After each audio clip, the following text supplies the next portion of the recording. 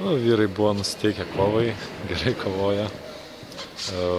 Po to pasižiūrėjau statistiką mūsų. Tritaškių procentas biški šiek tiek geresnis pataikytas buvo.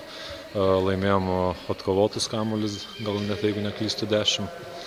Na, geriau sužaidėm galą.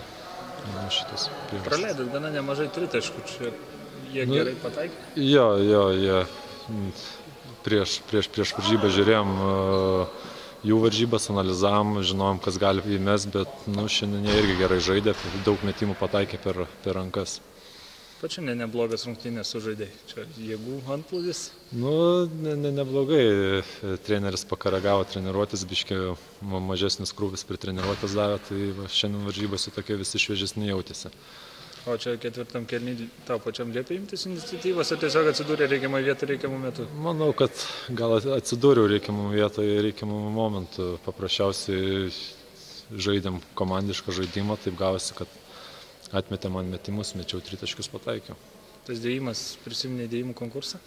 Kad ten sunku būtų pavadinti tą dėjimą, bet šiek tiek gal stengiausi įdėti spūdingiau, bet kaip išėjo tai. Varžovai buvo kažkokių staigmenų paruošę šiandien? Gal kad kažkokių tų staigmenų ir nebuvo. Iš tikrųjų mes viską buvom pakankamai gan gerai išanalizavę, tai kad jie kokių naujovių tai mums ir nepateikė. Paprasčiausiai tiek, kad jie tos tritaškius gerai pataikė per rankas, atrodo dengėmės neblogai, bet primetė nemažai mums. Bet šiandien mūsų komandos aukštaūgiai atrodė visai neblogai. Tame tarp ir tu, jeigu tave galima priskirti aukštaūgiai. Tai taip, neblogai, vyrukai kovėsi, gerai kamuolius kovoja, stengiasi. Kaip savijauta prieš Panevėžį, prieš ketvirtadienį? Stengsimės atsigauti ir sukovoti ir su Panevėžiu.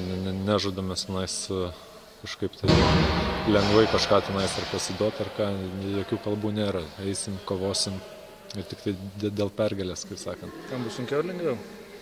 Manau, kad bus sunkiau.